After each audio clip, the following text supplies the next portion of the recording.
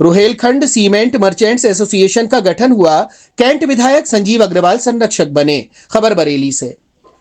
बरेली नगर के राम वाटिका कॉलोनी स्थित संस्कृति हॉल में रोहेलखंड सीमेंट मर्चेंट्स एसोसिएशन की प्रेस वार्ता आयोजित की गई। संस्था के पदाधिकारियों ने बताया कि बरेली परिक्षेत्र व आसपास के शहरों कस्बों जैसे पीलीभीत, बीसलपुर, पूरनपुर, आंवला, बहेड़ी, फरीदपुर, फतेहगंज, मीरगंज, मिलक और बिलासपुर आदि के सीमेंट व्यापारियों ने आपसी सामंजस्य और व्यापारिक समस्याओं के समाधान के लिए इस एसोसिएशन का गठन किया है। संस्था के संरक्षक के रूप में कैंट विधायक संजीव अग्रवाल को चुना गया है। वह न केवल एक अनुभवी सीमेंट व्यवसायी हैं, बल्कि व्यापारी हितों के लिए सदैव तत्पर रहते हैं। व्यापारियों ने बताया कि वर्षों से फुटकर व्यापारी बड़े होलसेलर से माल उधार लेकर महीनों बाद छोटी छोटी किश्तों में भुगतान करते रहे हैं। प्रतिस्पर्धा और एक्सेस प्रोडक्शन के कारण सीमेंट कारोबार का मुनाफा बेहद कम हो गया है। अब कुछ छोटे व्यापारी कई होलसेलर से माल लेकर उनकी रकम दबा रहे हैं, जिससे हर साल कारोबार में भारी नुकसान हो रहा था।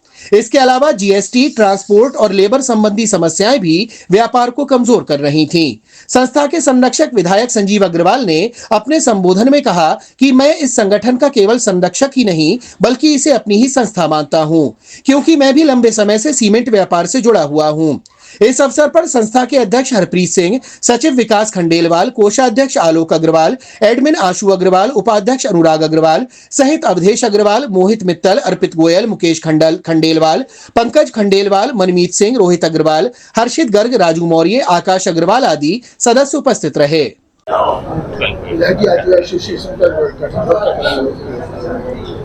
ये जो सीमेंट व्यापारियों की सीमेंट जो मर्चेंट एसोसिएशन रोहेलखंड के सभी सम्मानित व्यापारी, C&F agents, cell promoters, wholesalers जो काफी लंबे समय से इस व्यापार से जुड़े हैं, उनकी एक एसोसिएशन का गठन हुआ है। निश्चित रूप से कि ये सीमेंट के हितों के लिए, व्यापारिक हितों के लिए, सबके हितों के लिए बहुत आवश्यक था, ताकि व्यापार बहुत पारदर्शिता से और उपभोक्ताओं का संरक्षण करते हुए व्यापारी भी अपने व्यापार के हितों को ध्यान में रखते हुए लोगों तक उचित दर पे और सही सीमेंट विश्वसनीयता के साथ दे सके, इसके लिए एसोसिएशन का गठन किया गया है। सबका व्यापार बढ़े और सबको लाभ मिले और उपभोक्ता को भी उचित दर पे सीमेंट मिले, ये इस संस्था की नैतिक दायित्व और जिम्मेदारी भी है। किसी का भी पूंजीगत नुकसान ना हो, और कोई डिफाल्टर व्यापारी अगर है जो गलत तरीके से, अनुचित तरीके से लाभ कमाने की कोशिश कर रहा है, उसको उस व्यवसाय से बाहर करके दंडित करने का काम उपभोक्ता के संरक्षण और हितों के लिए किया जाना आवश्यक है। वो भी इसका नैतिक दायित्व है। मुझे विश्वास है इस संस्था के माध्यम से बरेली के सीमेंट के व्यापारी और बरेली सीमेंट के उपभोक्ता दोनों का हित पूर्ण होगा, और ये संस्था लंबे समय तक इस कार्य के लिए अपने क्षेत्र में विश्वास के साथ इस परंपरा का निर्वहन करते हुए अपनी पहचान बनाएगी और राष्ट्र के विकास में अपना योगदान देगी। धन्यवाद, सादर प्रणाम, जय हिंद, जय भारत। मेरा नाम हरप्रीत सिंह है। इसका उद्देश्य ये है कि काफी लंबे समय से व्यापार में कुछ परेशानियां आ रही थी, जिसको लेकर के पिछले 2-3 साल से हम लोग प्रयासरत थे कि एक ऐसी एसोसिएशन बने जिसमें सभी व्यापारियों का सहयोग हो,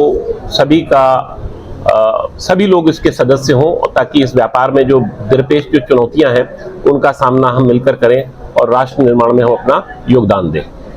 कालाबाजारी कैसे होती है या होती है इस तरह की चीजें? सीमेंट व्यापार में कोई कालाबाजारी? सीमेंट बाजार में कोई कालाबाजारी नहीं होती है। ये बहुत ही हाँ, मतलब बहुत ही बेहतर व्यापार है। इसमें कभी कोई शॉर्टेज नाम की चीज नहीं है।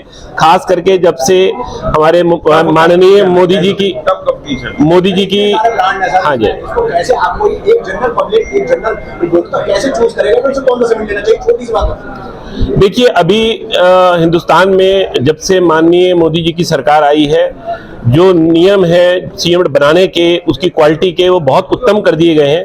तो जो भी सीमेंट की बड़ी कंपनियां हिंदुस्तान में काम कर रही हैं, क्वालिटी को लेकर के उनके पास कोई चॉइस नहीं है कि वो उसमें कंप्रोमाइज करें।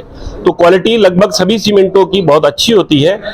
अलग अलग उपभोक्ता अपनी समझ और अपनी चॉइस के हिसाब से, अपने उपयोग के हिसाब से अपने अपने ब्रांड को वो चूज करता है। सर, विज्ञापन देख के कैसे अंदेशा होता है, अंदाजा लगता है कि कौन सा सीमेंट लेना चाहिए? देखिए, सीमेंट के हिसाब से लेना चाहिए या फिर क्वालिटी हम लोग कैसे चेक करेंगे, जनरल आदमी कैसे चेक करेंगे? देखिए जी, क्वालिटी को चेक करने के पैरामीटर्स एक नेकेड आइज के पास तो नहीं है कि हम आंखों से देख करके ये चेक कर लें कि कौन सा सीमेंट खराब है, कौन सा सीमेंट ठीक है। लेकिन आईएसआई के जो नियम हैं या जो उसको सीमेंट की मैन्युफैक्चरिंग के जो नियम हैं, वो इतने सख्त कर दिए गए हैं कि अब खराब क्वालिटी का सीमेंट हिंदुस्तान में नहीं बनता है। तो जो भी कंपनियां सीमेंट बना रही हैं, वो अपनी प्रतिष्ठा के अनुसार बेहतर सीमेंट बना रही हैं। कस्टमर अपनी चॉइस के हिसाब से सीमेंट खरीदता है।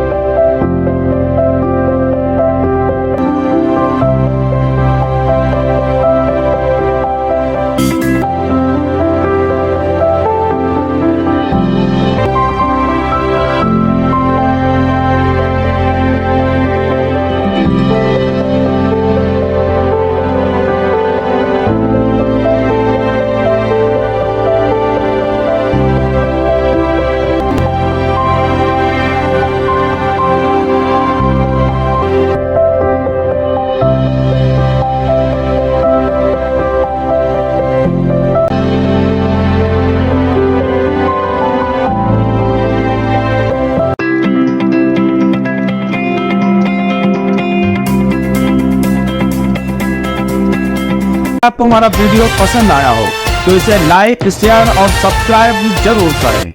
देखते रहिए SKS 24 न्यूज नेटवर्क।